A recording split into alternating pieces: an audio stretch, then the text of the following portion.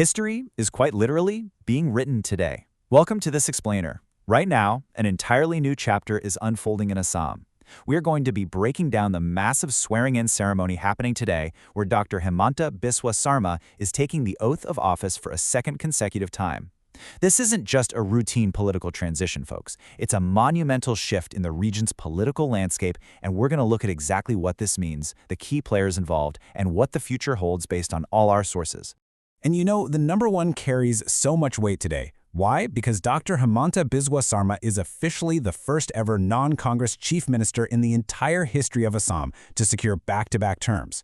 Just think about that for a second. For decades, the political history of this state followed a very different pattern. So this consecutive victory, it's an unprecedented milestone that completely shatters past electoral trends and sets a totally new political baseline for the state. To really grasp the scale of what's happening, we have to look at the where and when. The ceremony is officially set for exactly 11:40 a.m. today, taking place at the massive veterinary college field in Khanapara, Guwahati. Now, this is definitely not some small closed-door oath-taking. Khanapara is a sprawling venue capable of holding immense crowds, which signals a highly celebratory and very public show of strength. It's designed to be a massive public spectacle, reflecting the sheer magnitude of the mandate they've just received. Okay, let's dive right into the numbers. We're looking at the landslide mandate and breaking down these 2026 Assembly results. The absolute dominance of the ruling coalition here is just staggering. Out of 126 seats in the Assam Assembly, the NDA captured a whopping 102. The opposition confined to just 24 seats. And if we break that NDA block down a bit further, the BJP alone secured 82 seats, which is well past the halfway mark needed to form a government all on their own. But when you add in their NDA partners bringing in another 20 seats, it takes a simple majority and turns it into an overwhelming, undisputed landslide. To really understand the on-the-ground sentiment, we can look at the local narratives capturing this victory. The message in the sources is loud and clear. The opposition has been completely swept away. The prevailing sentiment is that by winning 102 seats, the NDA has shown that the public's trust in Assam rests squarely on the leadership of Himanta Biswa Sarma and Prime Minister Modi. It's a story of immense, consolidated public trust that has essentially redrawn the state's electoral map. Moving right along, let's talk about the VVIPs at the swearing-in ceremony, which is a massive show of strength in its own right.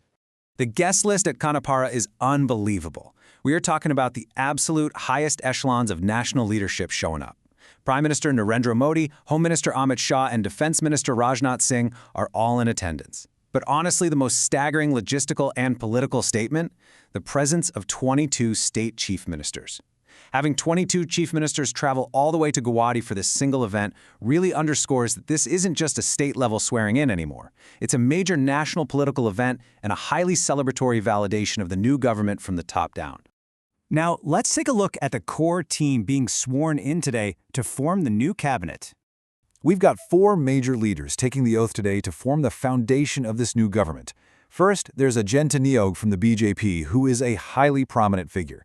Joining her is Rameswar Telly, also from the BJP. And what's really vital to note about Telly is his background. He is a former union minister. Bringing someone with central government experience directly into the state cabinet signals a serious focus on experienced, heavy-hitting governance. Then, of course, we have the coalition partners represented as well. You've got Atul Bora from the AGP and Chan Boro from the BPF. This setup perfectly illustrates a very calculated balance of party stalwarts and crucial coalition voices. So what comes next? Let's break down the priorities for the new government and their 5-year blueprint. According to our sources, the incoming administration's future approach essentially boils down into two highly focused steps. Step 1 is accelerated development in Assam. This means they plan on pushing infrastructure, the economy, and state welfare at a much faster pace, fully leveraging that massive 102-seat mandate to push policies through quickly. And Step 2, a strict focus on border security. Assam's geopolitical position makes its borders a massive priority. The government has made it abundantly clear that tightening and securing these borders will be a primary focus of this second term.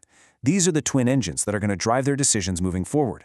Which brings us to the ultimate question we want to leave you with today.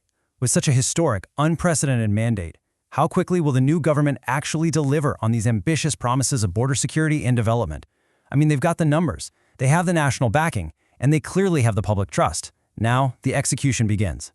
Thanks so much for joining us for this explainer, and keep this question in the back of your mind as we all watch this historic second term unfold.